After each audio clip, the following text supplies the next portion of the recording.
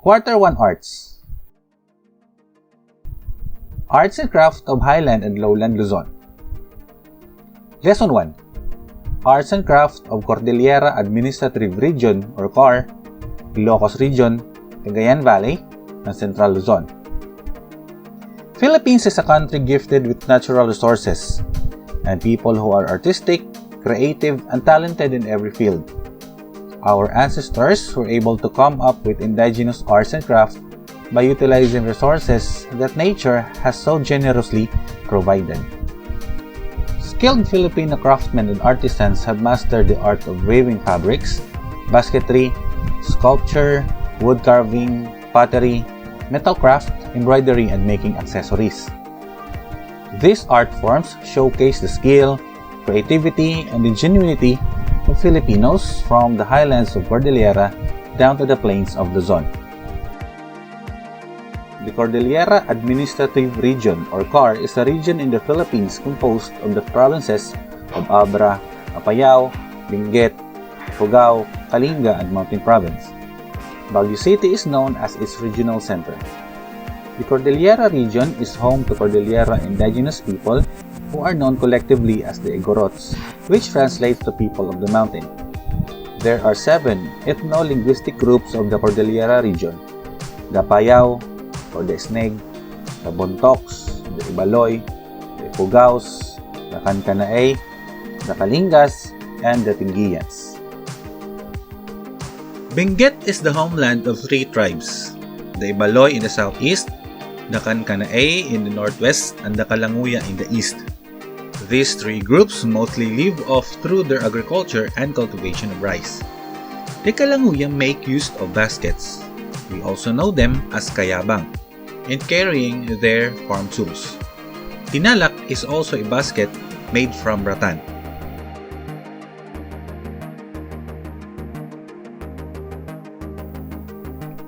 The Kalinga. The name Kalinga came from Ibanag and Gadang term Kalinga, which means head hunter. It is specifically referred to the natives living on the eastern side of the Grand Cordillera who conducted headhunting raids among the lowlanders during the Spanish times in Cagayan Valley. The Kalingas are known for their skills in pot making, basketry, and loom weaving. They show great craftsmanship in making baskets using grasses and natural fibers. Pasiking is an example of a backpack made from rattan. The Ifugao. Ifugao was derived from the term of Ipugo, which means I, or from the people, and Pugo, which means hills, thus people of the hill. Ifugao is known for its Banawe rice terraces, the famous heritage in Ifugao and considered the 8th wonder of the world. Ifugao also have their Bulbul, a sculpture, rice god of Banawe rice terraces, and guardian of rice granaries. When it comes to weaving, Ifugaos have their distinct ikat weaving.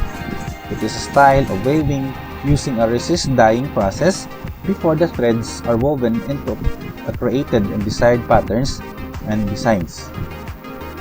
Diamond stripes of white and red usually are the characteristics of Ifugao ikat. The Mountain Province. The Mountain Province was named as such because it is situated in the Cordillera Central Mountain Range. It is famous for its mummy caves, where naturally mummified bodies were buried, and for its hanging coffins. Notably, it is also known for their tattoo art, as form of folk arts in the province. There are 3 types of tattoos: the chaklag or the breast tattoo of headhunter, the pongo, which is the arm tattoo on both men and women, and the fatik for all other tattoos of both sexes. Apayao. The Apayaos derive their name from their traditional orientation along the Abalog and Matalag River in the northern end of the Cordillera Range in Kalinga, Apayao Province. They live in well-built multiple family houses clustered together in small, permanent, kin-based villages. Part of their arts and craft is the tradition of making basket, handicraft, and textile weaving. Abra. Abra is home to the indigenous highland people called Tingians, who make various crafts mostly from bamboo. They are also known as natural dye makers, using plant resources around them to produce colors used for dyeing. The Ilocos region. The region is the northwest of Luzon. Its borders are Cordillera Administrative Region and Cagayan Valley and Central Luzon in the south. The region is composed of 4 provinces, namely the Ilocos Norte, Ilocos Sur, La Union, Pangasinan, and its regional center is San Francisco, La Union. Ilocanos are the largest ethno-linguistic group in the country.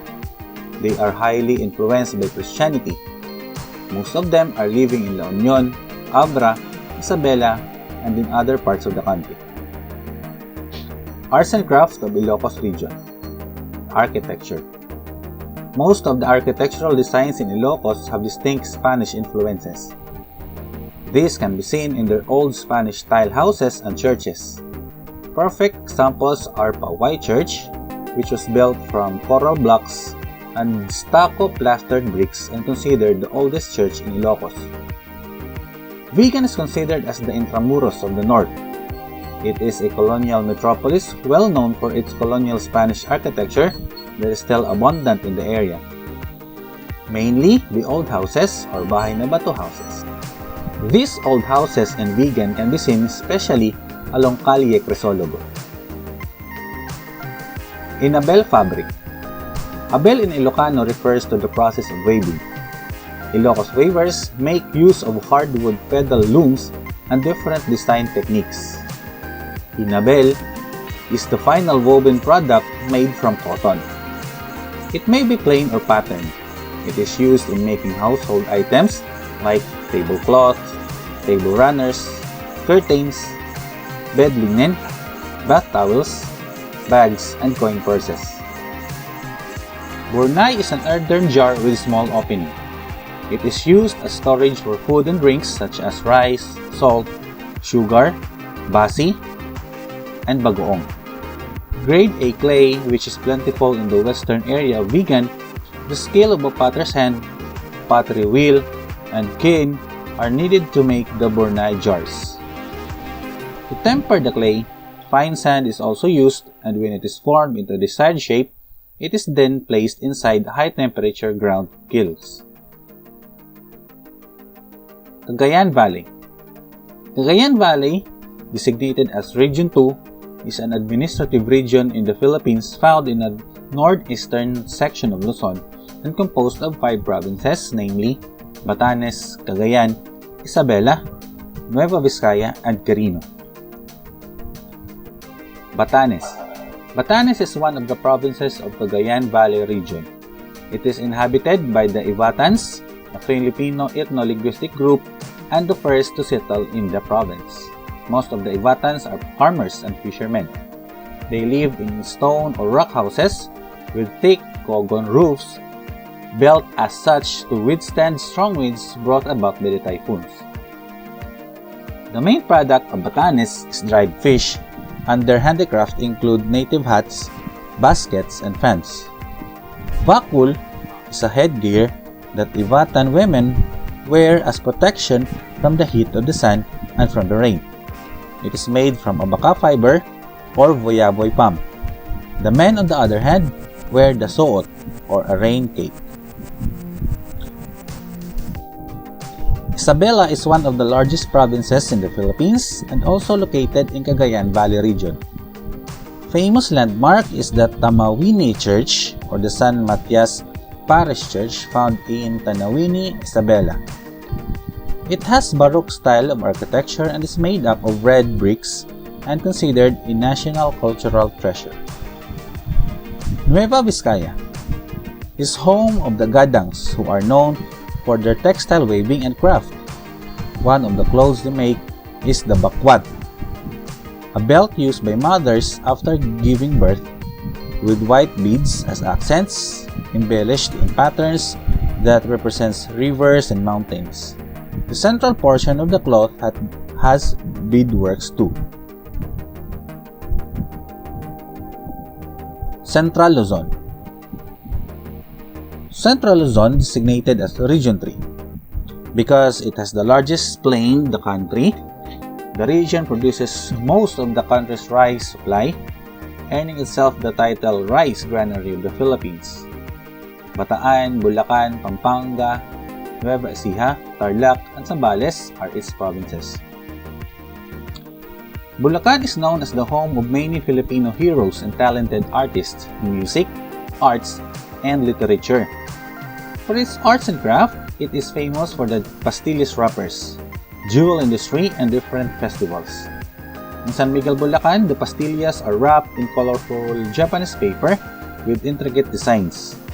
These pastillas wrappers, called pabalat, are unique in their own way because of their patiently made elaborate designs. Maykawayan, Bulacan is famous for its jewelry industry.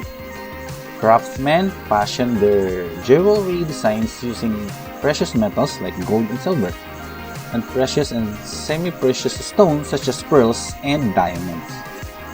In Malolos, Bulacan, they celebrate the Singkaban Festival, a festival of arts and culture held in honor of the patron saint of the province, Our Lady of Victory.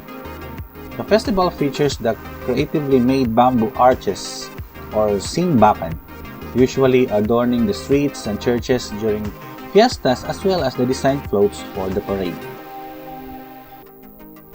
Nueva Ecija is considered the largest province in Central Luzon.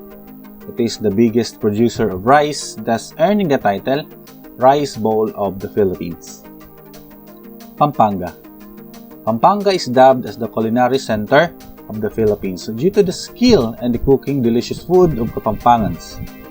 The province is known for food like tocino, stuffed frog called butete, beringhe, small crickets or kamaru, fermented rice or buro, sisig, and other native delicacies.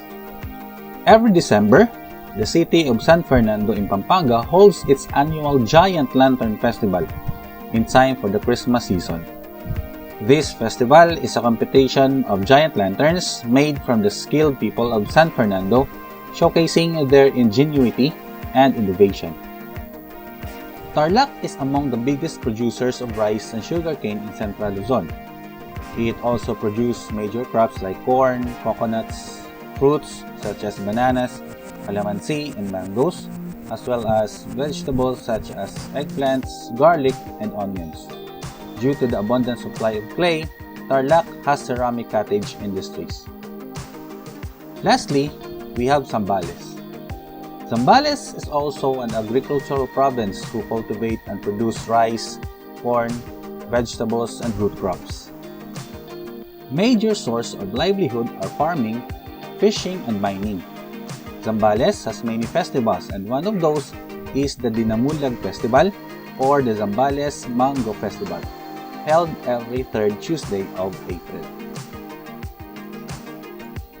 Thank you for listening. That was our topic on Quarter 1 Arts. Now, please listen to your teacher as he instructs you on how to answer activities from your worksheets. See you on the next lesson.